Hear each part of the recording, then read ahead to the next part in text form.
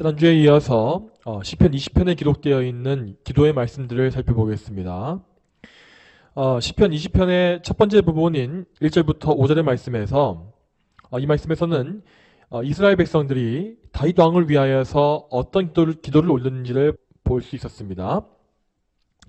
다윗 왕 다시의 이스라엘 백성들은 언약의 백성으로서 하나님과의 관계를 항상 중요시하였습니다. 그래서 그들은 다윗 왕이 언제나 하나님과 막힘이 없는 친밀한 관계 속에 있기를 소망했습니다. 만일 다윗 왕이 범죄하고 하나님으로부터 멀어진다면 그것은 곧 이스라엘 전체의 범죄와 재앙을 가져오는 것이었죠. 이에 이스라엘 백성들은 다윗 왕의 모든 기도가 하나님께 응답받기를 간구했으며 또한 다윗 왕이 하나님께 받아들여지기를 기도했습니다. 이렇게 해서 5절까지 백성들의 기도가 드려진 이후에 6절 이하의 말씀에서는 다윗 왕의 말과 기도가 많이 나와 있습니다. 이것을 좀 더 자세히 말하자면 먼저 6절은 다윗 왕이 부르는 승리의 개가이고 또 7절과 8절 말씀은 다윗 왕과 백성들이 함께 부르는 승리의 개가입니다. 그리고 마지막 9절은 백성들이 왕을 위해서 마지막 기도를 올리는 것으로 마치고 있는 것을 볼 수 있습니다. 그러면 먼저 6절에 나와 있는 다윗의 말을 살펴보겠습니다. 6절 말씀에 여호와께서 자신의 기름 부음 받은 사람을 구원하신다는 것을 내가 이제 알았으니 그 오른손에 구원하는 능력으로 그분의 거룩한 하늘에서 그에게 응답하실 것이다 하였습니다. 여기서 다윗은 백성들이 올려드린 기도 소리를 들었고 그 기도가 하나님께 응답받을 것을 믿었습니다. 또한 다윗은 그 역시 항상 하나님 앞에 기도하는 사람이었기 때문에 백성들의 기도 소리에 더욱더 큰 용기와 확신을 얻게 된 것입니다. 기도하는 사람이 단 한 명만 있다 할지라도 그가 참된 믿음으로 간절히 기도한다면 그 기도에는 큰 능력이 있습니다. 그런데 그 참된 기도를 드리는 참된 성도가 정말 많이 모여 있다면 그러한 모임에는 정말로 대적들이 능히 이길 수가 없는 큰 능력이 주어지는 것입니다. 전도서 4장 12절 말씀에 이렇게 되어 있습니다. 혼자라면 패배하지만 두 사람은 적을 대항할 수 있다. 세 겹줄은 쉽게 끊어지지 않는다. 아멘. 자, 이 말씀은 우리 성도들이 힘을 합해서 한 마음으로 기도하는 것의 중요성을 보여줍니다. 이러한 영적 원리에 따라서 다윗 왕과 그의 백성들은 마음을 모아서 함께 하나님께 기도한 것이죠.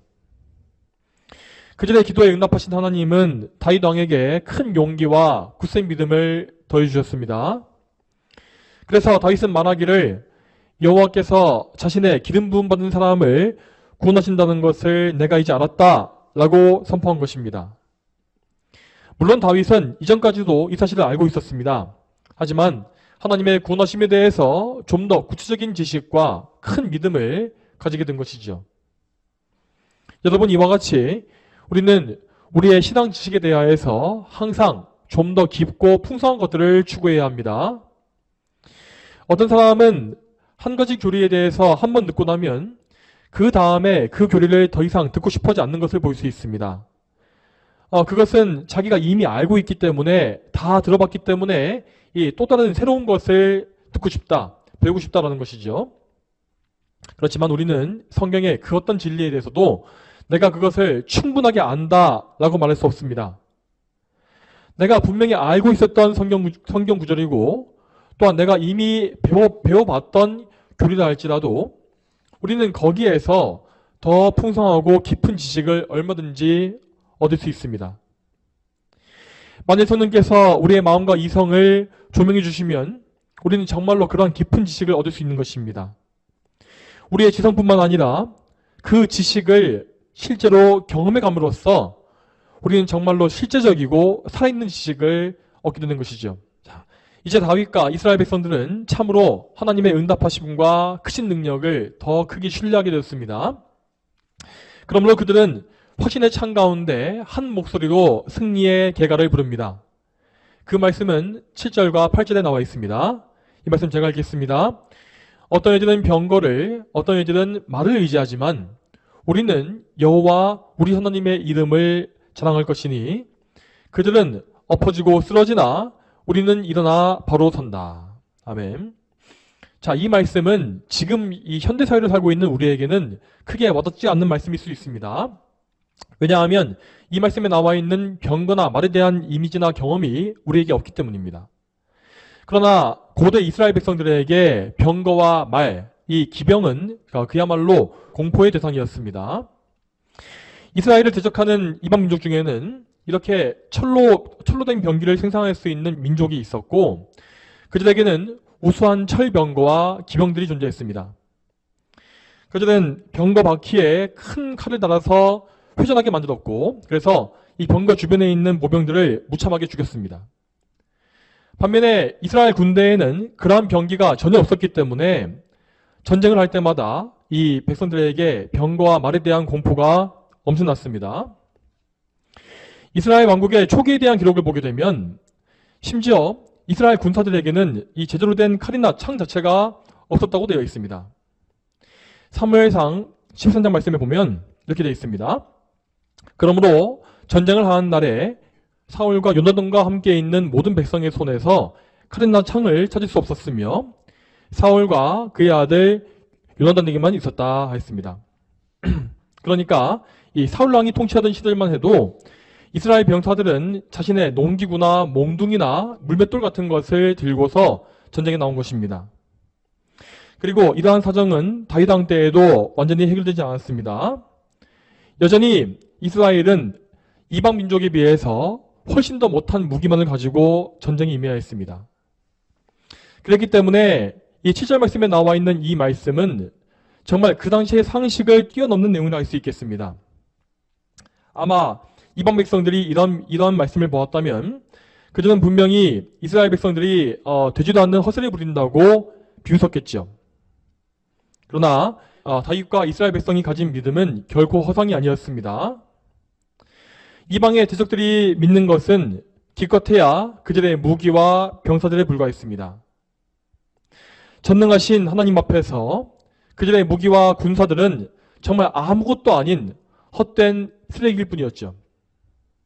실제로 이스라엘 백성들은 하나님의 능력으로 말미암아서 강한 군대를 무찔렀던 역사가 여러 번 있었습니다. 먼저 홍해바다에서 이스라엘 백성을 추격해왔던 바로의 군대는 병거와 기병을 끌고 왔지만 하나님은 그때에 그 병거들의 바퀴를 벗겨버리셨다라고 했습니다. 결국 그들의 병거는 값비싼 폐기물이 되어버렸고 그 많은 이집트의 군대는 한순간에 바다에 투장되고 말았지요. 다윗 왕이 어린 시절에 만났던 골리앗 역시 그의 이 물맷돌 때문에 정말 허망하게 죽임당하지 않았습니까? 이와 같이 이스라엘 앞에서 자신의 힘과 능력을 믿었던 사람들은 허무하고 어리석은 죽음을 맞이했습니다. 그러므로 이 사람에게 가장 지혜로운 길은 영원하신 하나님을 믿고 의지하는 것뿐입니다. 이 세상에서 영원하고 불변하시는 분은 오직 하나님 한 분뿐이시기 때문에 우리는 그 하나님 안에 있을 때에만 안전하게 설 수 있는 것입니다. 다윗과 이스라엘 백성들은 그 사실을 믿었기 때문에 하나님 안에서 굳건히 믿음으로 설 수 있었습니다. 이제 다음으로 본문의 마지막 9절을 보겠습니다. 9절 말씀에 여호와시여 왕을 구원하소서 우리가 부르짖는 날에 우리에게 응답하소서 하였습니다. 이 말씀은 시편 20편의 모든 기도의 결론으로서 백성들이 다윗 왕을 위해서 드리는 마지막 기도를 담고 있습니다. 이 말씀에서 구원하소서라고 되어 있는 부분은 히브리어로 호시아이고 여기에 제발이라는 뜻의 나가 붙어서 호시안나, 호산나가 된다고 합니다. 다시 말해서 여기 나오는 말씀은 왕을 제발 구원해 주십시오 라고 하는 간절한 기도인 것이죠. 우리가 아는 바와 같이 다윗은 일평생에 정말로 많은 전쟁을 치러왔습니다. 그리고 다윗이 전쟁을 위해서 출정할 때마다 백성들은 이러한 간절한 기도를 드리면서 하나님께 나아간 것입니다.